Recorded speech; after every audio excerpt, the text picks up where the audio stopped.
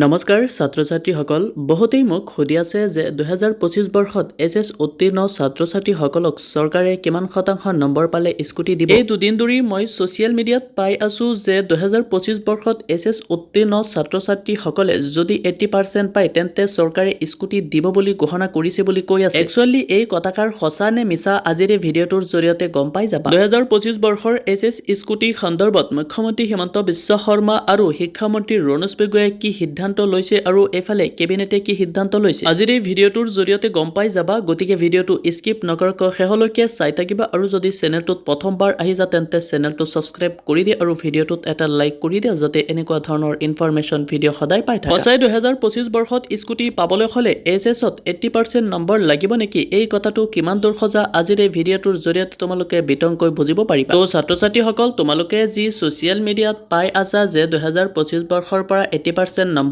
পালে স্কুটি দিব এই কথাটো সম্পূৰ্ণ সঁচা। সঁচাই এই কথাষাৰ মুখ্যমন্ত্ৰী হিমন্ত বিশ্ব শৰ্মা আৰু শিক্ষামন্ত্ৰী ৰণোজ পেগুৱে ইতিমধ্যে ছ'চিয়েল মিডিয়াত ঘোষণা কৰিছে। কিন্তু 2025 বৰ্ষৰ এছএছ স্কুটি সন্দৰ্ভত কেবিনেটে কি সিদ্ধান্ত লৈছে তোমালোকক জনাইছো। কিন্তু ইয়াৰ আগতে তোমালোকে মুখ্যমন্ত্ৰী হিমন্ত বিশ্ব শৰ্মা আৰু শিক্ষামন্ত্ৰী ৰণোজ পেগুৰ পষ্ট কেইটা চাই লোৱা। ইয়াত তোমালোকে চাব পাৰিছা যে নিউজ অসম 18 নামৰ চেনেলে পষ্ট কৰিছে শিক্ষামন্ত্ৰী ৰণোজ পেগুৰ মন্তব্য। তেখেতে মন্তব্য কৰিছে যে অহা বছৰৰ পৰা 80% নম্বৰ পোৱা ছাত্ৰ ছাত্ৰীয়েহে লাভ কৰিব ডক্টৰ বাণীকান্ত কাকতি মেধা বঁটাৰ স্কুটি। আৰু মাজুলীত ঘোষণা কৰিছে শিক্ষামন্ত্ৰী ডক্টৰ ৰণোজ পেগুৱে। তো ছাত্ৰ ছাত্ৰীসকল তোমালোকে নিশ্চয় মুখ্যমন্ত্ৰী হিমন্ত বিশ্ব শৰ্মা আৰু শিক্ষামন্ত্ৰী ৰণোজ পেগুৰ ডাঙৰীয়াৰ পষ্ট কেইটা চাইছা। সিহঁতে দুয়োজনে উল্লেখ কৰিছে যে 2025 বৰ্ষত এছএছ স্কুটি পাবলৈ হ'লে 80% নম্বৰ লাগিব। একচুৱেলি এছএছ স্কুটি সন্দৰ্ভত কেবিনেট বৈঠকত এতিয়ালৈকে সিদ্ধান্ত হোৱা নাই। 2025 বৰ্ষত এছএছত স্কুটি পাবলৈ হ'লে 80% যে লাগিব এই কথাটো এতিয়ালৈকে কেবিনেট বৈঠকত সিদ্ধান্ত হোৱা নাই। আৰু যেতিয়ালৈকে কেবিনেট বৈঠকত সিদ্ধান্ত নহয় তেতিয়ালৈকে আমি কোনো এটা কথা চূড়ান্ত বুলি ক'ব নোৱাৰিম। হয়, মুখ্যমন্ত্ৰী হিমন্ত বিশ্ব শৰ্মা আৰু শিক্ষামন্ত্ৰী ৰণোজ পেগুৱে এই কথাষাৰ ঘোষণা কৰিছে কিন্তু এই কথাষাৰ এতিয়ালৈকে কেবিনেটত সিদ্ধান্ত হোৱা নাই। তো ছাত্ৰ ছাত্ৰীসকল তোমালোকে চিন্তা কৰিব নালাগে আৰু এই কথাটো যিহেতু এতিয়ালৈকে কেবিনেটত সিদ্ধান্ত হোৱা নাই তো তোমালোকে চিন্তা নকৰিবা।